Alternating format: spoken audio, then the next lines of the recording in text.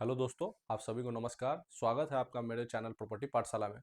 और आज हम जानने वाले हैं कि जो बिहार सरकार का एक्शन है गैर सरकारी ज़मीन पे और सरकारी ज़मीन पे, जो इसका डिफरेंस और आज हम जानेंगे। और जो बुलडोजर कौन सी ज़मीन पे चलेगा और किस ज़मीन पे नहीं चलेगा, इसके बारे में भी हम लोग आज इस वीडियो के माध्यम से आप तक पहुंचाएंगे। चलिए देखते हैं किस पे बुलडोजर चलेगा और किस पे बुलडोजर नहीं। सबसे पहला हमारा जो ये बात है कि बुलडोजर एक्शन का कारण क्या है। देखिए, बुलडोजर किस कौन सा जमीन पे चलेगा, जहाँ पे सरकारी जमीन होगी, नाला होगा, बिहार सरकार का जो भी जमीन होगा उस पे चलेगा। और जो है, देखिए देश भर में जो बुलडोजर या जेसीबी का एक्शन का मुख्य कारण क्या है? अवैध कब्जा। जो जो सरकारी जमीन पे बना हुआ है, सरकारी जमीन पर जितने भी कंस्ट्रक्शन है, सरकारी जमीन, नाला या सड़क पर जितने भी अवैध कंस्ट्रक्शन है, अवैध कब्जा है, उसको सरकार उसको जेसीबी के माध्यम से खाली करवाएगी। और जितने भी गैर कानूनी निर्माण है, जो कि बिना मतलब जैसे कि बताइए अंचल के या नगर निगम के नक्शा बिना पास कराए हुए जितना भी मकान बना हुआ है, जैसे कि कहीं कहीं पर लिमिट है 4 मंजिल से ऊपर नहीं बनाना, लेकिन उसके बावजूद भी बहुत लोग हैं कि 5 मंजिल बनाए हुए हैं, तो उसका भी उसके घर पे भी चलेगा। जितने भी अवैध या फिर गैर कानूनी का निर्माण है उस पर चलने वाले हैं। और यह कार्रवाई कानून के तहत होती है, जिससे लोगों को सच्चाई का सामना करना पड़ता है। चलिए आगे जानते हैं इसके टॉपिक में।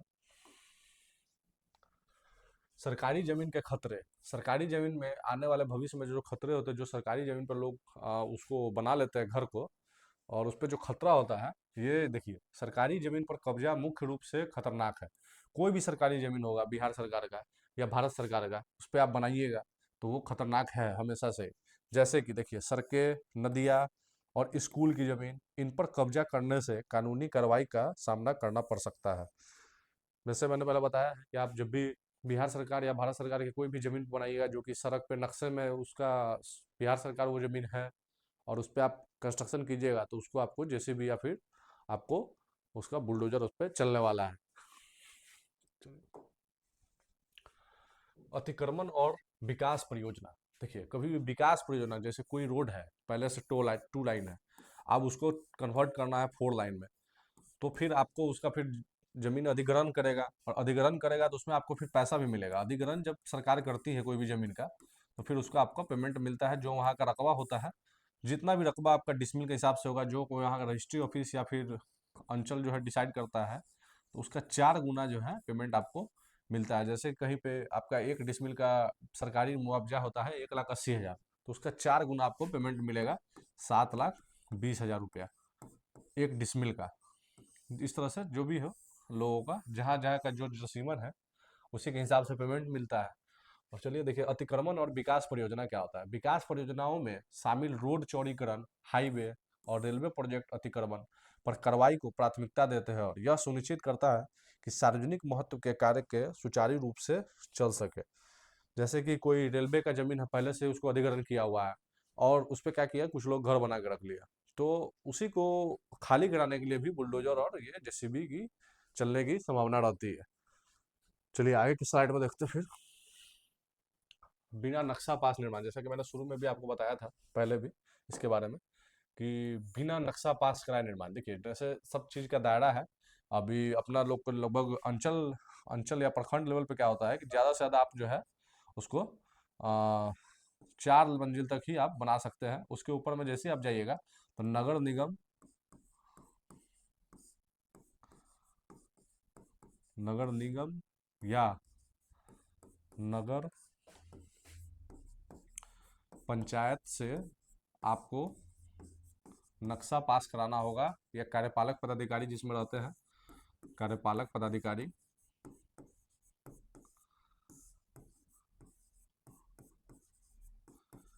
जिससे आपको नक्शा का पास करवाना पड़ता है। कार्यपालक पदाधिकारी, नगर निगम, नगर पंचायत से, जो भी आपका अंचल होगा वहां से आपको पास करवाना पड़ेगा। देखिए, अब इसके बारे में जानते हैं। बिना स्वीकृत नक्शा, जिस नक्शा को वो सरकार या अंचल स्वीकार न करे, या फिर अतिरिक्त मंजिल के निर्माण पर गंभीर कानूनी खतरा हो सकता है, यह नगर निगम क्षेत्र में नियमों के उल्लंघन का परिणाम बन सकता है, जिससे ध्वस्तीकरण की कार्रवाई हो सकती है। देख लीजिए। चलिए आगे आप जानते हैं। देखिए, विवादित और फर्जी जमीन, जैसे कोई भी जमीन है जो कि विवादित है या फिर वो फर्जी जमीन है, या बिहार सरकार से गैर मजरूआ से आपका रसीद कट गया, आप उस पर कंस्ट्रक्शन कर लिए, तो उसको भी फर्जी जमीन के ही कैटेगरी में रखा जाएगा। या विवादित जमीन है जिसके भाई भाई में लफड़ा है और आप जो है मान के चलिए दूसरे का हिस्सा आप रजिस्ट्री करवा लिए, उसके बाद भी वो भी जमीन जो है विवादित के कैटेगरी में आ सकता है। देखिए, फर्जी रजिस्ट्री और डुप्लीकेट खाता, जैसे कोई डुप्लीकेट खाता बना लिया और उससे आपको रजिस्ट्री कर दिया उस जमीन के बारे में, तो वहां पे हो गया, वो भी जमीन विवादित के कैटेगरी में आ जाएगा। तो फिर अगर उस पे क्या है कि जब कानूनी विवाद का कारण बन सकती है और यह जमीन उच्च जोखिम से होती है, जबकि कोर्ट केस वाली जमीनों पर भी कार्रवाई संभव है।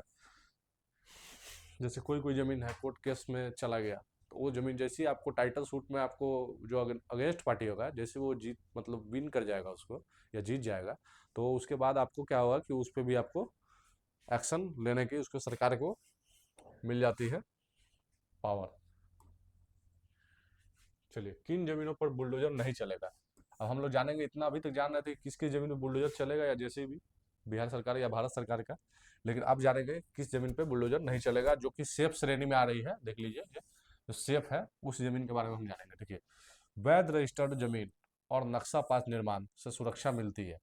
जो भी जमीन है मान के चलिए, जो आपको सरकार से आप टैक्स देकर रजिस्ट्री करवाते हैं और वो वैध है और उसका दाखिल खारिज हो चुका है, या उसका खतियान से ओरिजिनल रिकॉर्ड कट टूट मतलब कट के आया है, आपके नाम पर रसीद कटा है, तो वो भी फिर आपको वैध जमीन हो जाती है। और दूसरा बात ये हो जाता है कि जो कि नक्शा पास करवा लिया नगर निगम से और उसका सही दाखिल खारिज है, और स्टे ऑर्डर भी आपकी संपत्ति को बचा सकते हैं। इन बातों को ध्यान रखना पड़ता है कोई भी जमीन लेने से पहले, समझे। देखिए, आज के इस वीडियो में हम लोग जाने हैं कि किस किस जमीन पे बुलडोजर चलने वाला है, किस जमीन पे बुलडोजर नहीं चलने वाला है। तो सुरक्षित आप बात हम लोग करते हैं कि जो पहले तो हम लोग बात किए कि कौन गैर सरकारी जमीन है, क्या क्या है, और ये जो जो जमीन उस दायरे में नहीं आएगा उसका भी हम लोग बात किए। आप जो जानेंगे कि सुरक्षित निवेश कैसे करें। मतलब जब भविष्य में आप जमीन ले उससे पहले जो जानकारी होती है उसको बारे में आप कैसे उसको जाने और सुरक्षित अपने संपत्ति को सुरक्षित करें, और सही जितना भी आपका मेहनत का कमाई का पैसा है उसको जो है आप सुरक्षित निवेश करें। चलिए, देखिए, सुरक्षित संपत्ति निवेश पर ध्यान दें। सबसे पहले क्या होता है कि सरकारी जमीन से बचना होता है। फर्स्ट पॉइंट है कि आपको सरकारी जमीन से बचना होता है, समझे। सरकारी जमीन से बचे। दूसरे, अपने रिकॉर्ड की जांच करें। जो रजिस्टर्ड टू होता है, जो भी कोई भी ब्लॉक में आप जाइएगा तो उसका रजिस्टर टू आप चेक करवा कर ही कोई जमीन को ले। जो कि इसका कर्मचारी, राजस्व कर्मचारी रहता है हर ब्लॉक में, वो आपको चेक करके बताता है और उसके बारे में आप वहां से सही जानकारी ले सकते हैं। जांच करें, जल्दबाजी में निर्णय न ले, कोई भी काम जल्दी न करें। सही जानकारी से सुरक्षा और सफलता सुनिश्चित करें। जिस सही जानकारी आपके पास रहेगा तो कभी भी आप भविष्य में भी कभी भी अपने मेहनत के कमाई को आप गलत तरीके से निवेश नहीं कर पाएंगे। सही जानकारी होना सबसे ज़्यादा जरूरी है। और इसी तरह से इन्फॉर्मेटिव वीडियो के लिए जो प्रॉपर्टी से रिलेटेड होता है, हमारे चैनल प्रॉपर्टी पाठशाला से आप लोग जुड़े रहिए। लाइक कीजिए, शेयर कीजिए और सब्सक्राइब करें हमारे चैनल प्रॉपर्टी पाठशाला को। चलिए, धन्यवाद आप सभी को, नमस्कार।